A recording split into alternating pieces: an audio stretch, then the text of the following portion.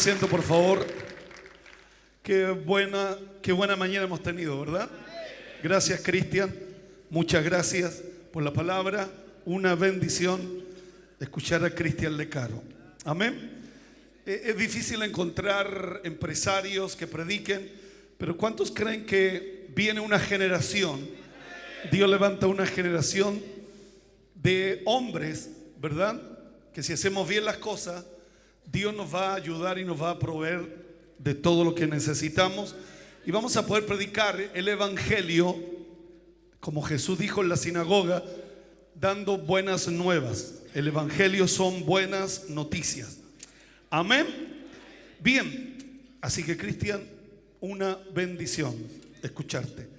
Vamos a una palabra, vamos a compartir Génesis capítulo 25, versículo 21. Génesis capítulo 25, versículo 21. Vamos a leer la palabra en el nombre del Señor Jesucristo. Y oró Isaac a Jehová por su mujer, que era estéril. Y lo aceptó Jehová y concibió Rebeca su mujer. Hay una versión que dice: Isaac rogó al Señor a favor de su esposa porque ella no podía tener hijos. Y el Señor contestó la oración de Isaac y Rebeca quedó embarazada de mellizos.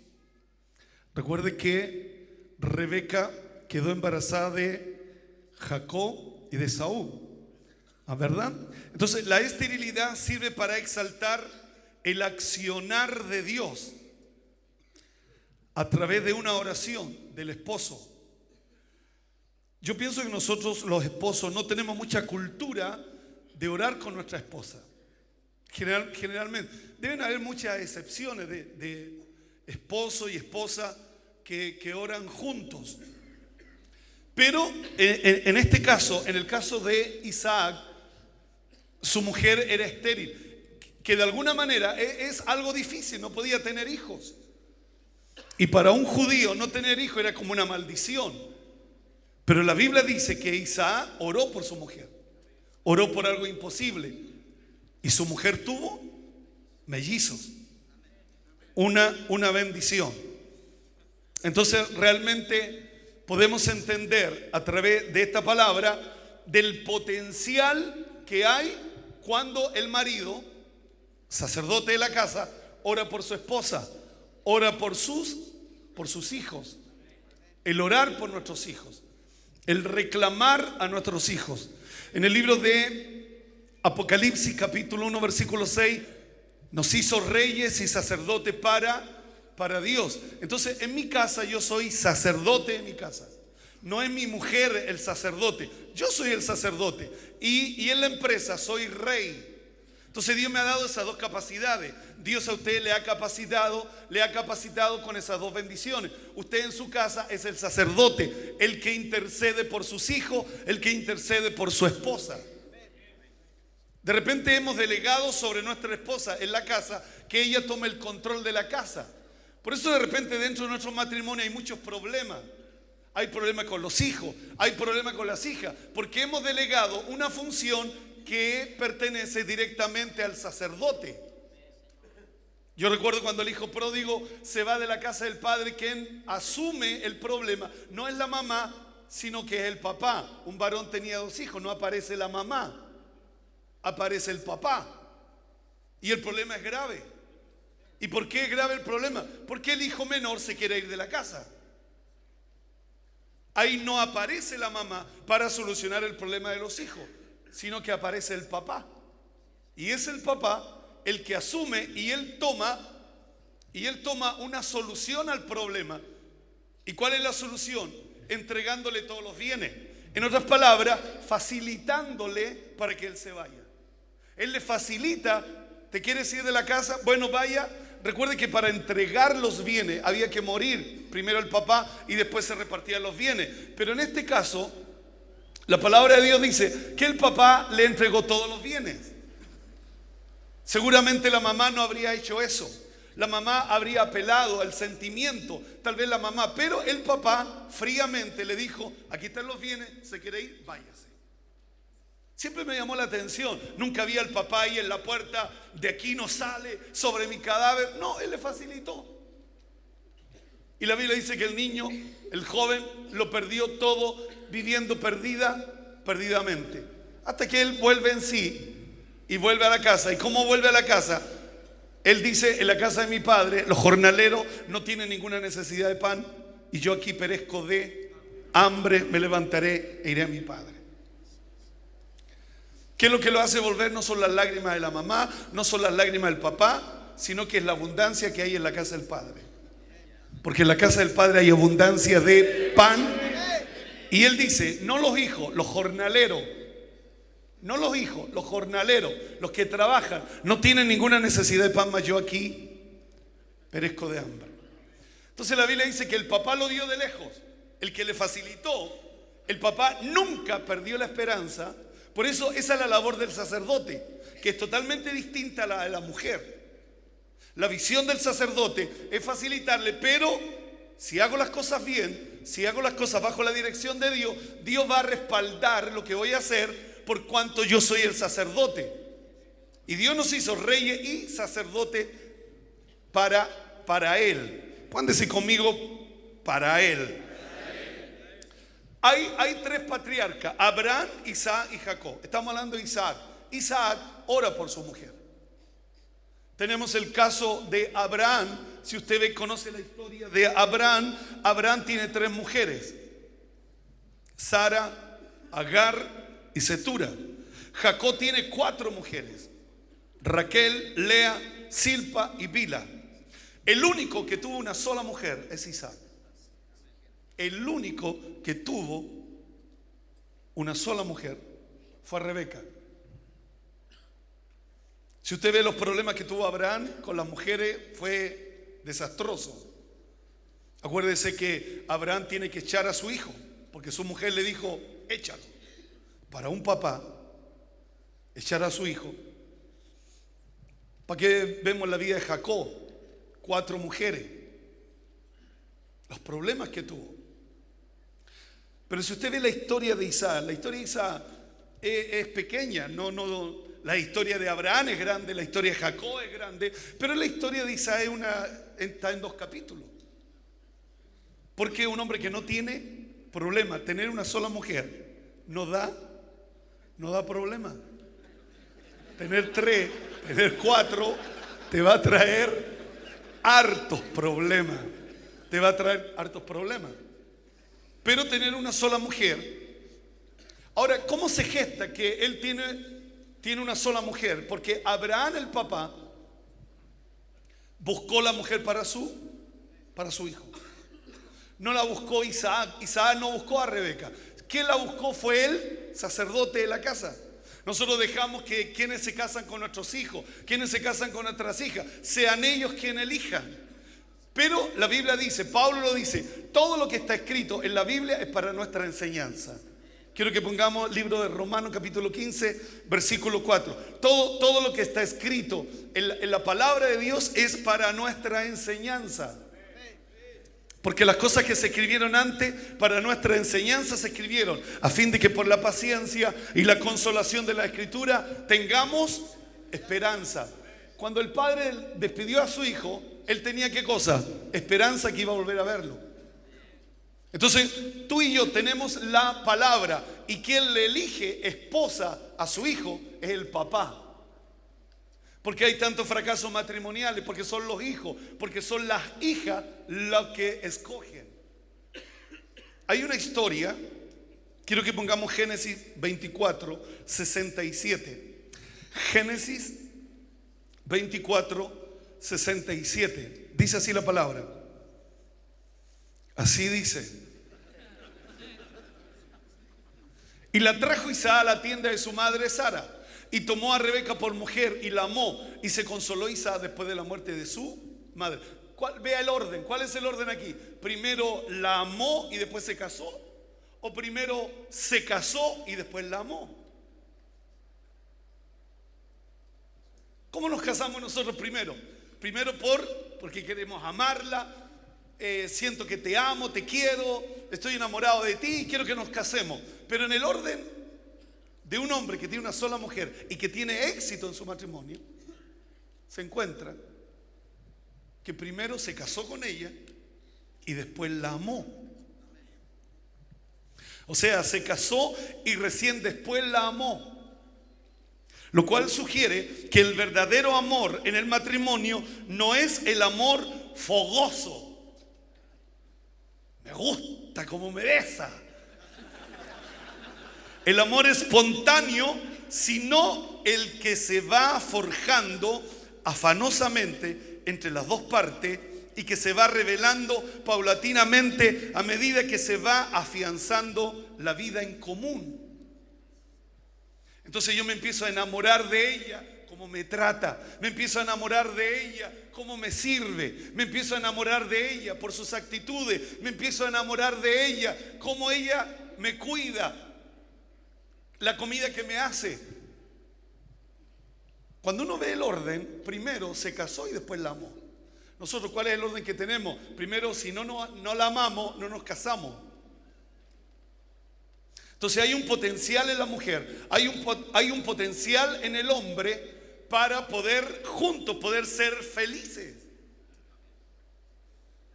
Entonces hay algo que nosotros los cristianos, los evangélicos, no hemos poder llegar a ese nivel de que nuestros matrimonios literalmente sean felices, que podamos ser felices. Porque si tenemos una sola mujer, no es una carga, es un beneficio, es una tremenda bendición ser marido de una sola mujer. Pero nosotros lo vemos como una carga, siempre lo mismo, siempre lo mismo. Pero hay un beneficio extraordinario que se va forjando entre las dos partes. Entonces tengo la oportunidad de ser feliz con la mujer que es la madre de mis hijos. Entonces me pongo de acuerdo con ella para poder decir, luchemos para que seamos felices. La vida es tan corta para amargarnos la vida. Hermano, la vida es corta para amargarnos la vida. Entonces la lógica, el sentido común me dice que tengo que ponerme de acuerdo con ella para decir, tenemos que ser felices y disfrutar de nuestro matrimonio. Entonces da la impresión que si yo sigo este modelo bíblico, primero me caso y después la amo. Siguiendo el modelo actual, daría la impresión que me caso y después la odio, porque la empiezo a conocer. Pero la Biblia dice, cuando el papá Abraham envía al criado, que simboliza al Espíritu Santo, el criado, usted tiene el poder, papá, de poder decirle a Dios, Señor, todavía mi hija ni nace, mas yo estoy orando ya por su marido. Y cuando nace su hija, no hay oración en la mañana de usted le dice a Dios, Dios, acuérdate de mi hija, que tiene que haber un príncipe para él. Espíritu Santo, coordínalos, toma los medios. Tú eres soberano, tú eres un Dios soberano. ¿Cuántos creen que Dios es soberano? Dios es soberano y Dios tiene el control de todas las cosas. Entonces yo empiezo a orar por mi hija, yo empiezo a orar por mi hijo. ¿Para qué? Para que ellos se casen de acuerdo al Espíritu Santo, los vaya guiando. ¿Para qué? Para que sus matrimonios sean exitosos, para que sus matrimonios sean una bendición de Dios. ¿Sabe usted que Job cada mañana hacía un sacrificio y oraba por sus hijos? Cada mañana, y le decía a Dios, Señor, a lo mejor pecaron, a lo mejor hicieron lo malo. Y Job, cuando uno lee Job capítulo 1 del versículo 1 hacia adelante, uno ve a Job todos los días haciendo un sacrificio por sus hijos, intercediendo por sus hijos, clamando por sus hijos, porque decía, tal vez pecaron, tal vez hicieron lo malo delante de la presencia de Dios. Entonces tenemos que aprender de la palabra de Dios. Si el mundo está como está, es porque hemos dejado a Dios de lado. No queremos la Biblia, no queremos la palabra de Dios, no queremos hacer lo que dice la Escritura, no queremos someternos a un Dios, no queremos someternos a una iglesia, a un pastor, no queremos dar el diezmo, no queremos la ofrenda, no queremos saber nada con la iglesia. Pero esa es la iglesia donde yo vengo a buscar instrucciones. El Salmo 92 dice en el versículo 12, plantados en la casa de Jehová, creceremos como las palmeras. En los atrios de nuestro Dios floreceremos. ¿Dónde florece mi casa? En la iglesia. ¿Dónde florecen mis hijos? En la iglesia. ¿Dónde florecen mis negocios? En la iglesia. ¿Por qué? Porque lo dice la Biblia. Un día, una noche, la vara de Aarón floreció en la casa del Señor. Una noche fue suficiente para Dios para que tú y yo podamos florecer. Cuéntese conmigo, voy a florecer. Vamos, denle un aplauso fuerte a Dios.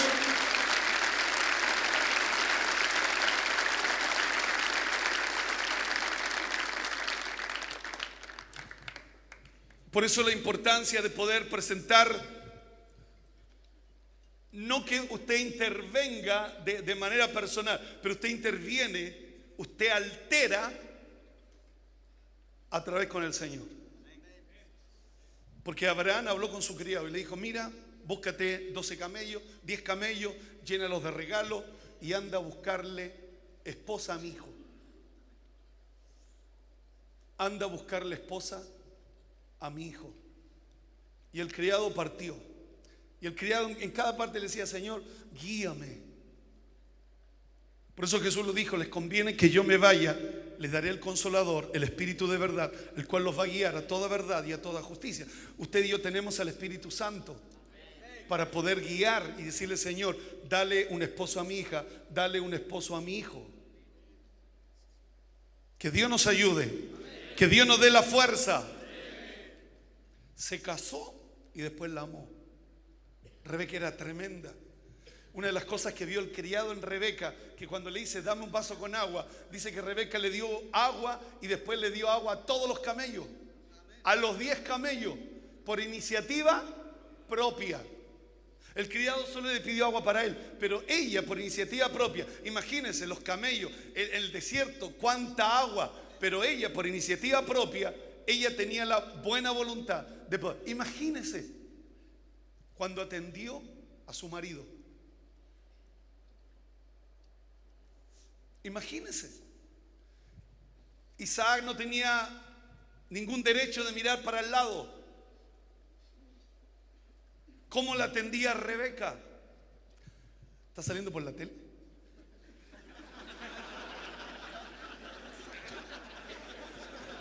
Que iba a decir otras cosas, pero voy a... Sí, está todo grabado aquí.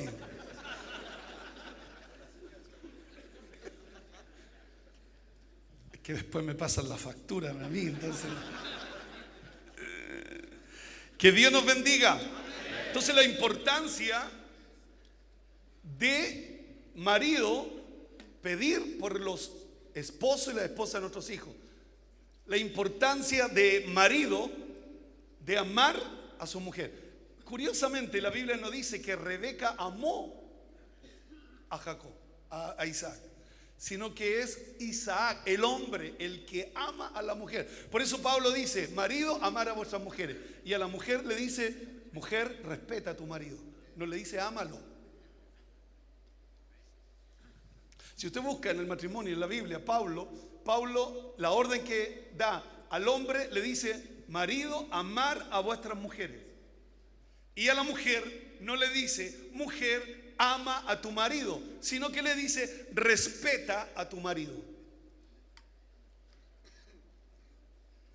Entonces ella va a respetar, porque cuando uno ama, todo lo puede, todo lo soporta, todo lo cree.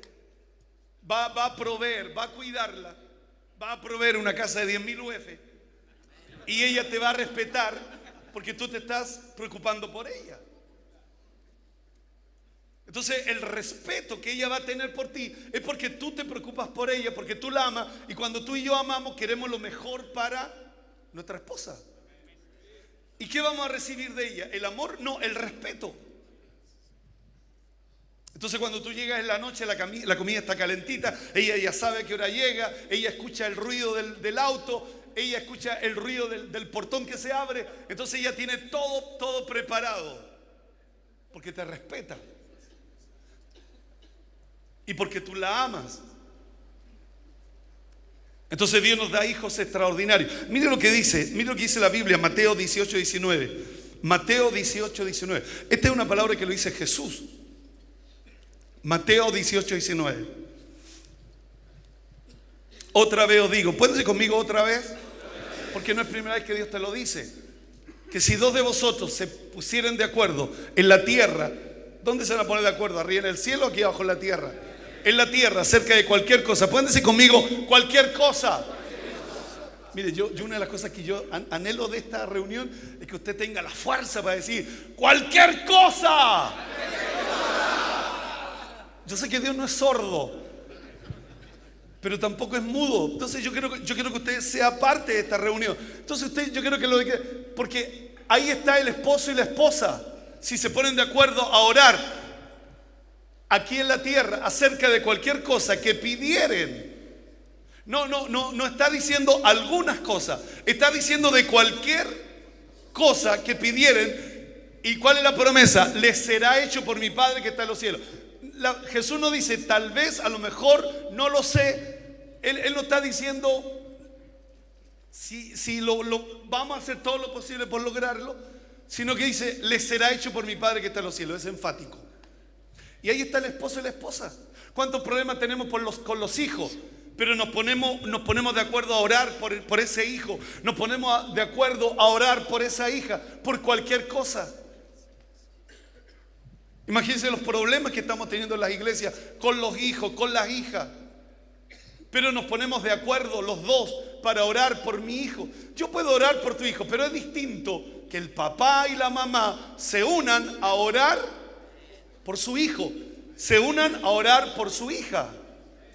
Imagínense el abuelo orando por el nieto, orando por la nieta, pidiéndole a Dios que Dios se glorifique de una manera extraordinaria.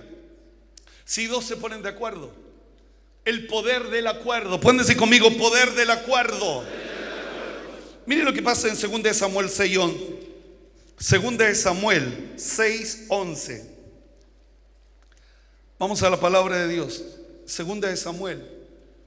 Y estuvo el arca de Jehová en la casa de Obed-edom, geteo 3 meses. Y bendijo Jehová a Obed-edom y a toda su casa. En Primera de Crónicas, no la pongamos a 13:14, dice, estuvo con la familia de Obed-edom 3 meses. El arca, ¿se acuerdan cuando el arca tocó el arca y murió? Y David se enojó y pescó el arca y la fue y la dejó en la casa de Obed-edom y él se fue a Jerusalén. Yo me imagino a David pensando esto, teniendo este pensamiento. Saúl no pensó en el arca, yo pienso en el arca y hay muerte. Entonces toman el arca y la dejan en la casa de Obed-edom 3 meses. Pueden decir conmigo 3 meses. En el arca, ¿qué es lo que hay en el arca? En el arca están las tablas de la ley que simboliza la palabra de Dios. En el arca está la vara de Aarón que simboliza los milagros. Y en el arca también estaba el maná que simboliza la provisión de Dios. 3 cosas tienen que haber en mi casa: palabra, milagros y provisión de Dios. Repito, 3 cosas tienen que pasar en mi casa. La número 1, palabra. Tiene que haber palabra. La número 2, tienen que haber milagros. Y la número 3, provisión de Dios. ¿Cuántos creen que toda buena dádiva proviene del Padre? ¿Verdad? Entonces hay provisión de Dios. Ahora, el arca en 3 meses, 90 días, estuvo en la casa de Obed-edom y Dios bendijo a Obed-edom, la misma que mató a Usa, ahora está bendiciendo la casa de Obed-edom. Entonces eso habla de la actitud. Porque de alguna manera David reconoce más adelante que él llevó el arca a su manera, a su my way, a su manera. Él no la llevó de acuerdo a la escritura, porque el arca se llevaba sobre los hombros de los levitas y él la llevó en un carro nuevo. Entonces Dios se molestó. Dios se enojó.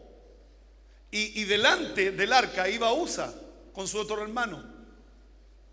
Porque el arca había estado 20 años. Recuerde que Usa era hijo de Abinadab, que era el que estaba 20 años, el arca en la casa de Abinadab. Entonces Usa se sentía con el derecho que el arca había estado 20 años, entonces él tenía que ir al lado del arca.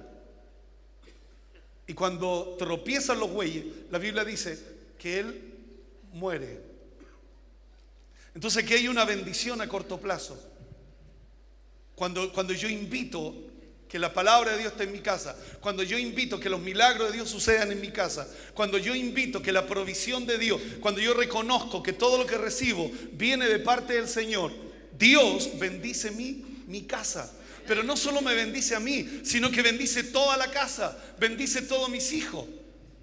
Entonces aquí hay una bendición a corto plazo. ¿Cuánto dice conmigo? Mayo, junio y julio. Son 3 meses. Y Dios puede, si yo llevo el arca, la presencia de Dios, que simboliza el arca, la presencia de Dios a mi casa, 3 meses son suficientes para ver la bendición de Dios a corto plazo. Pero también hay una bendición de largo plazo. Pónganse conmigo, largo plazo. Primera de Crónica, capítulo 26, versículo 4. Primera de Crónica, capítulo 26, versículo 4. Los hijos de Obed-edom: Semaía, el primogénito; Josabad, el segundo; Joá, el tercero; el cuarto, Sacar; el quinto, Natanael; el sexto, Amiel; el séptimo, Isacar; el octavo, Peultai. Porque Dios había bendecido a Obed-edom. También de Semaía, su hijo, nacieron hijos, diga conmigo, los nietos, que fueron señores sobre la casa de su padre, porque eran varones valerosos y esforzados. O sea, hay una bendición a corto plazo y hay una bendición a largo plazo.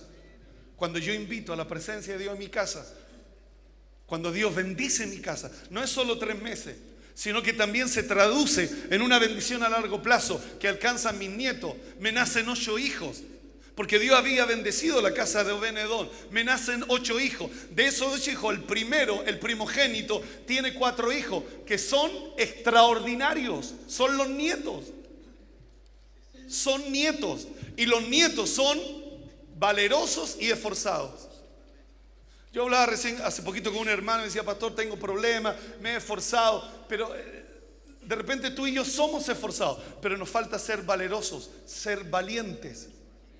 Valientes en la fe, creerle a Dios. De repente tú y yo solo somos esforzados y nos esforzamos en la pega y nos esforzamos en el trabajo y nos levantamos temprano, pero nos falta la fe de ser gente valiente, que se atreve, que le cree a Dios, que no es solo que no es solamente esfuerzo, sino que también es valentía. Dios se lo dijo a Josué: mira que te mando que te esfuerces y que seas valiente, porque no es suficiente solo uno, sino que tiene que estar los dos: esfuerzo y valentía. Entonces de repente a ti te pasa y a mí me pasa que solo somos esforzados, pero nos falta ser valientes, que le creemos a Dios, que nos esforzamos, que nos atrevemos y que vamos más allá y que creemos que Dios es poderoso para hacerlo. Y de repente tú estás en el mismo trabajo y te esforzás en el trabajo y llevamos años entre los 600 y las 800 lucas y nos hemos esforzado y hemos sido fieles, pero nos falta la valentía, atrevernos a ir más allá, como decía Cristian, a dar esa milla extra, a ir más allá de la lógica, a ir más allá de la lógica y creerle a Dios, que para Dios no hay nada imposible, que todas las cosas son posibles para aquellos que creen. No solo estoy mirando a mis hijos, estoy mirando a mis nietos, pero Dios me regala que mis nietos son señores. Son los señores. ¿O no? ¿O estoy equivocado? También de Semaía, su hijo, nacieron hijos que fueron, ¿qué cosa? No fueron esclavos, ¿qué fueron? Señores. Diga conmigo, mis nietos. Tal vez usted no tiene ni nietos, pero declárelo por la fe. Diga: mis nietos van a ser señores, porque yo voy a llevar la presencia de Dios a mi casa.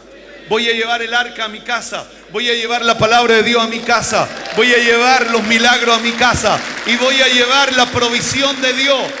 No es mi esfuerzo, no es mi capacidad, mi inteligencia, es la bendición de Dios. Amén. Entonces mis nietos van a ser señores sobre la casa de su padre, porque eran varones valerosos y esforzados. Entonces ahí me habla de una bendición a largo, pueden decir conmigo, a largo plazo.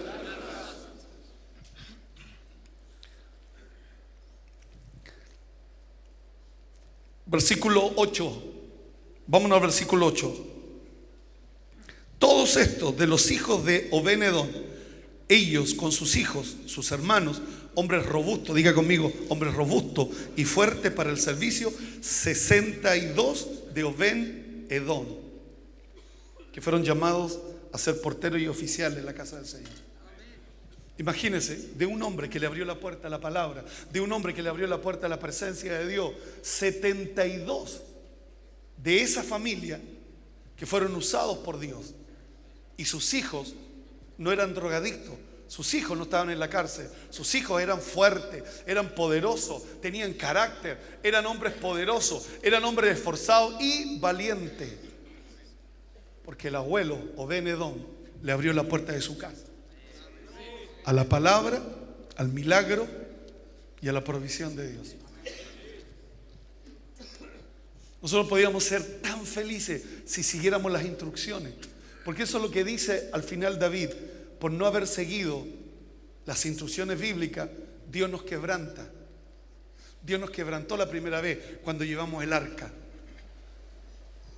Entonces, cuando David oye que Dios está bendiciendo la casa de Obed-Edom, ¿cuántos creen que la bendición de Dios se nota? Cuando Dios te empieza a bendecir, se te va a notar. Algo va a suceder. Se va a correr la voz de que Dios está bendiciendo tu casa. Que Dios nos bendiga. Dios bendiga a todos los pastores que han venido en esta mañana.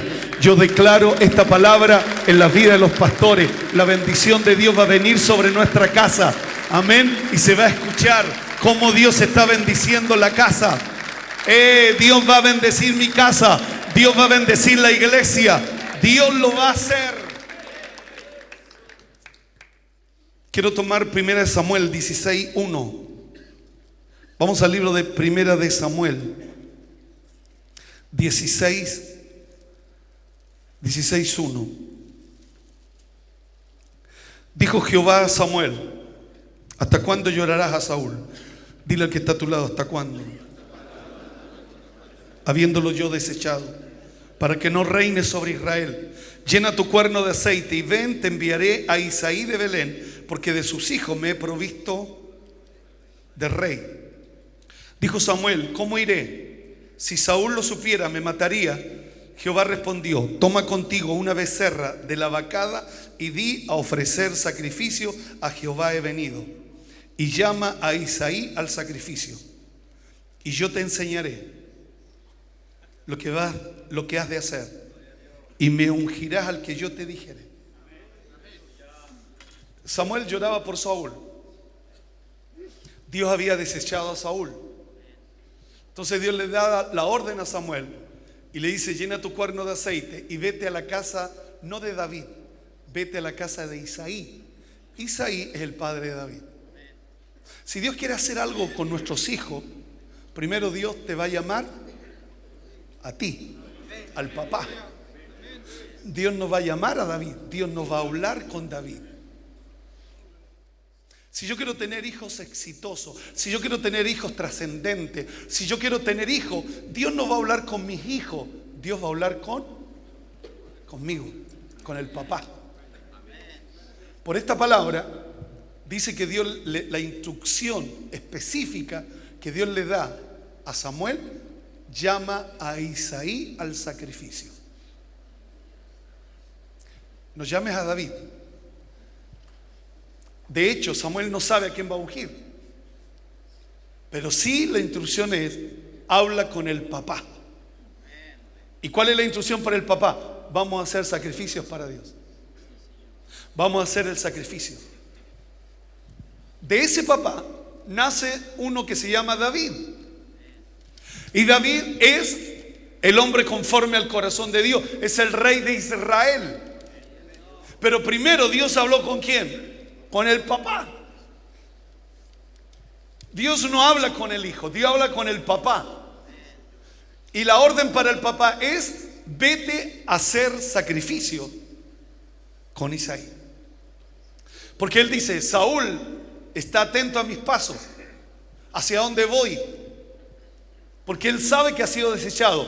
Y él sabe que tiene que levantarse un nuevo rey. Entonces él tiene a todo su servicio de inteligencia detrás de mí. Entonces, ¿qué es lo que tengo que hacer? Entonces él le dice: ve a hacer sacrificio, porque esa es tu labor. Tú eres sacerdote, tú eres el profeta de Dios, tú eres el que hace el sacrificio. Entonces no tiene nada de malo que la gente te vea haciendo sacrificio. Pero en ese sacrificio hay un llamamiento. En ese sacrificio Dios está llamando a un rey. En ese sacrificio. ¿Y qué es para nosotros sacrificio? Es una ofrenda. Todo iba bien, pastor, pero ahí, ¿qué es lo que había detrás de ese sacrificio? Un llamamiento para el hijo de ese que iba a ser llamado al sacrificio. ¿Cómo el sacrificio te cubre? ¿Cómo el sacrificio es una cobertura? Porque tú lo haces para Dios. Pero en el fondo lo que hay es que en ese sacrificio hay un llamamiento sobrenatural, extraordinario de Dios. Algo glorioso de Dios. Dios está metido en ese sacrificio. Dios no llamó a David, Dios llamó al papá. Y le dijo al papá: vamos al sacrificio. Versículo 4. ¿Cuántos reciben esa palabra? Por eso la palabra dice: no te canses de hacer el bien, porque a su tiempo segaremos si no hemos desmayado. ¿Qué es lo que ha sido más atacado en Chile sobre la iglesia? El diezmo y la ofrenda. Para que la gente no diezme, para que la gente no ofrenda, para que no hagan el sacrificio. Al no haber diezmo, al no haber ofrenda, no hay sacrificios. Al no haber sacrificio, ¿quién intercede? Entonces se han ensañado contra la iglesia, contra el diezmo y contra la ofrenda, para frenar el desarrollo de la iglesia. ¿Cómo crece una iglesia? No solo con ayuno, no solo con oración, sino también con el sacrificio.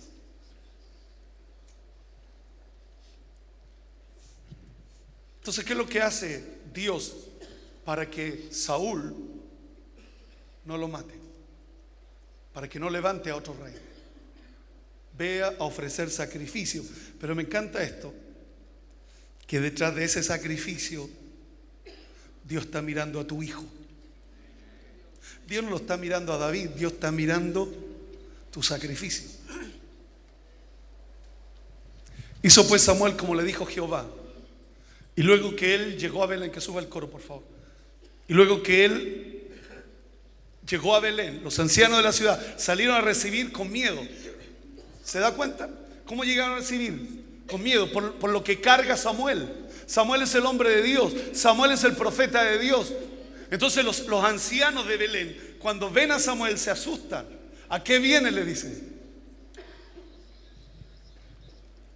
Y le preguntan: ¿es pacífica tu venida? Versículo 5. Y él respondió: sí, vengo a ofrecer sacrificio a Jehová. Pero en el fondo él viene a ungir a un rey. Él viene a ungir a un rey.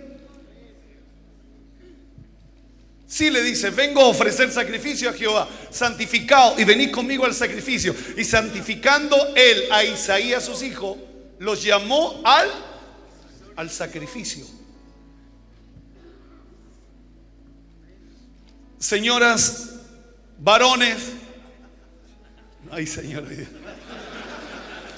varones, chilenas, todos, chilenos todos. Dios llama, Dios escoge, Dios consagra. Y Él nos está llamando, no a David, te está llamando a ti, para que lleve la presencia de Dios a la casa. Porque va a venir una bendición a corto plazo, esa que es ya, ahora. Esa que te va a dar la fuerza, esa que te va a dar la bendición, esa que te va a dar la motivación para seguir confiando Pero estamos mirando la bendición a largo plazo. La de mis nietos. Yo no sé por qué Dios siempre como que se salta a los hijos y Dios agarra a los nietos.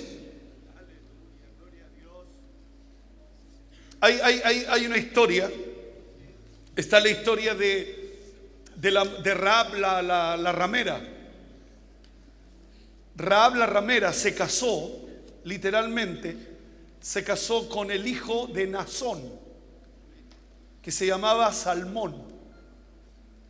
Entonces yo busqué la palabra Salmón en la Biblia y lo único que dice, engendró, él engendra un hijo.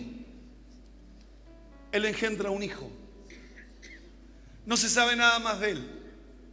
Literalmente no se sabe nada más de él.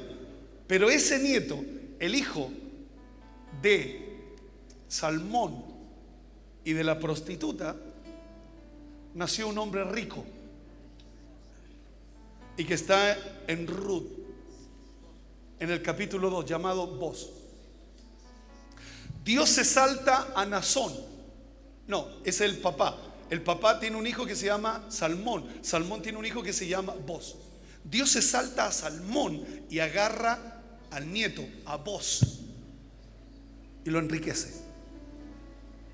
¿Y cómo lo enriquece? Naasón es el príncipe de la tribu de Judá. Y cuando reparten la tierra, parte de la tierra está Belén. Por eso todo sucede en Belén. De ahí salieron Noemí. ¿Se acuerdan cuando se van de la tierra de Belén? Porque había hambre en la tierra de Belén y se van a Moab. Pero después Noemí vuelve con Ruth, porque en la tierra de Moab murieron los hijos y murió su esposo. Y Ruth llegó a trabajar a las tierras de Boz. Entonces como que Dios se salta al hijo y agarra al nieto.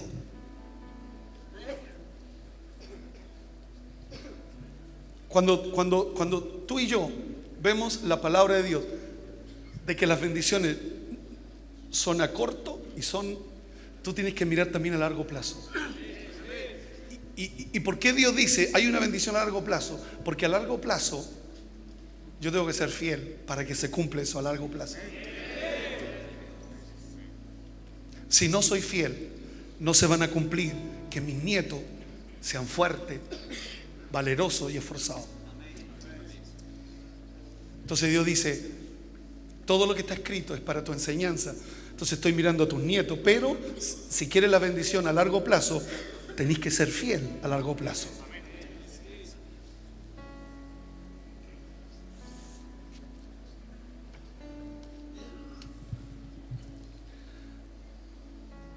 Dios llama al sacrificio a su padre, no llama a David. No son los hijos los que atesoran para los padres.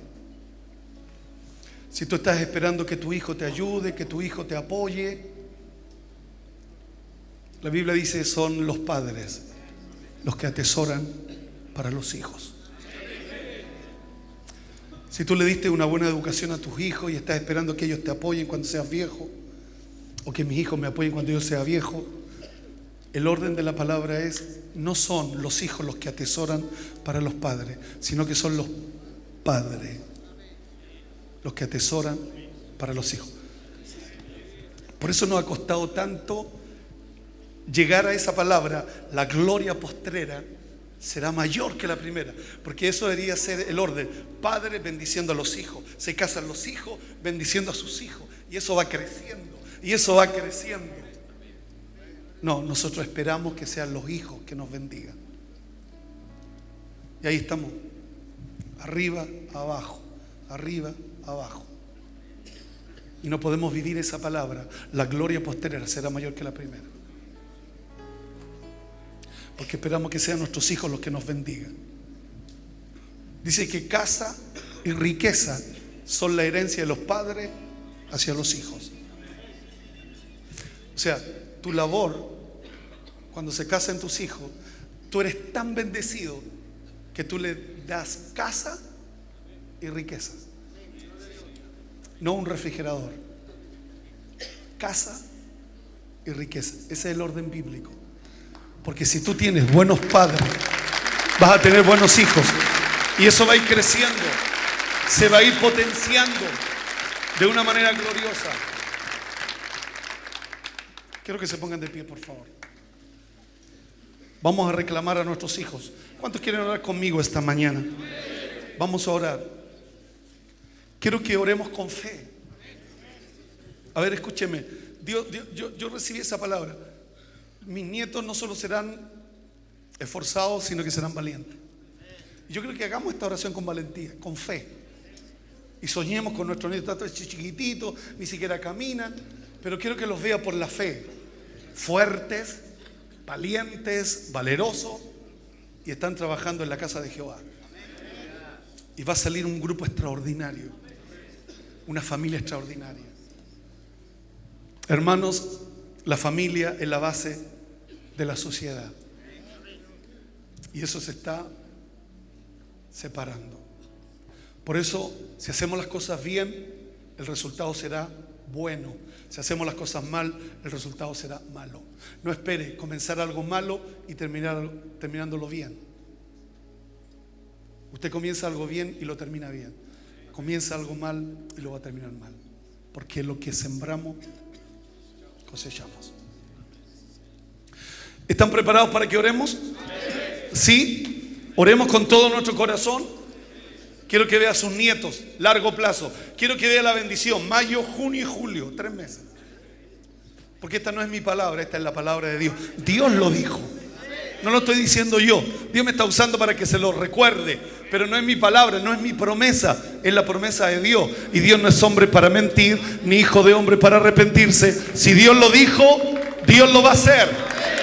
Dios lo va a hacer. Entonces, 3 meses.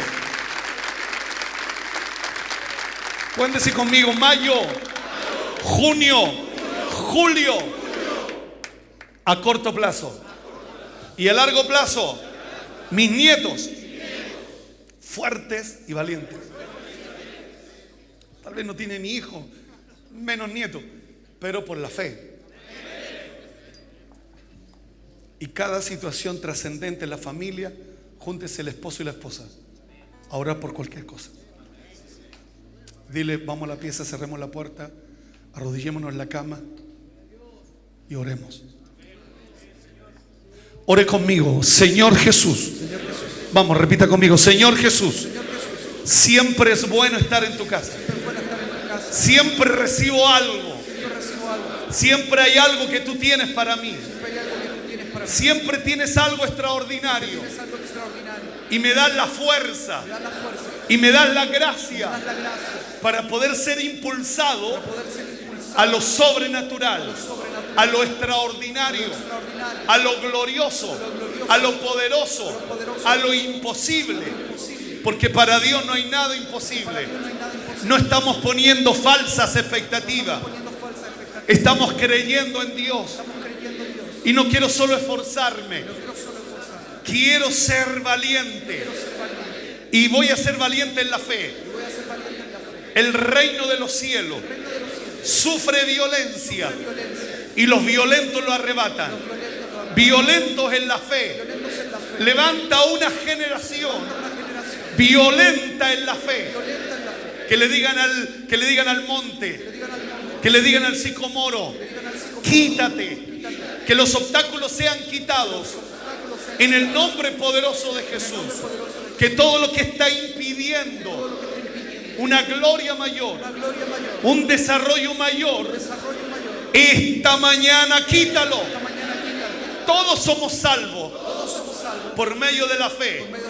Pero hay una fe que Jesús le dijo al centurión: nunca he visto tanta fe. Jesús se lo dijo a la mujer: mujer, grande es tu fe. Hágase contigo como quieras. Donde hay una fe grande, hágase contigo como quieras. Y yo te pido en esta mañana, bendice mi casa, deshace la obra del diablo en contra de mi casa Rompe las acechanzas del diablo, las maquinaciones del diablo en contra de mis hijos, en contra de mi hija. Yo te pido en esta mañana que tú te glorifiques en mi casa. Llevo la presencia de Dios, llevo la gracia de Dios, llevo el poder de Dios a mi casa. Y mi casa, a contar de este día, la consagramos porque hay presencia de Dios, hay una gracia de Dios. Bendíceme en esta mañana, que la bendición de Dios, esa misma bendición que nos hablaba Cristian, que estaba sobre José, el Dios de José, está aquí en esta mañana. José no está aquí, pero el Dios de José está aquí para darme la misma bendición, para poder avanzar, para poder crecer, para poder desarrollarme. Todo lo que tocare será bendecido por Dios. Dame esa fe. Glorifícate en mis negocios, glorifícate en mi trabajo. Dame gracia frente a Faraón. José tuvo tal gracia que Faraón dijo: no hay otro como él. Que el dueño de la empresa, los socios de la empresa puedan decir en la reunión, en la junta: no hay otro como él. No hay otro como él para la gerencia. No hay otro como él para lugares de privilegio. Esta mañana, bendíceme en esta mañana. Dame esa bendición. Yo te doy gracias en el nombre poderoso de Jesús. Creo que ya nos estamos retirando. Levante sus manos. Padre, yo reclamo a sus hijos, reclamo a sus hijas, para que entren en el orden del Señor. En el nombre de Jesús, toma los medios, las circunstancias, para que así sea. Toma los caminos, Señor. Mueve tu mano en favor de nuestros hijos. No te olvides de nuestros hijos. No te olvides de nuestras hijas. Y ayúdame, Señor, para que cada día podamos ser ejemplos, podamos ser personas correctas delante de ti, Señor, para que ellos puedan ver que yo y mi casa serviremos al Señor. En el nombre de Jesús. ¿Cuántos dicen amén? ¡Hey!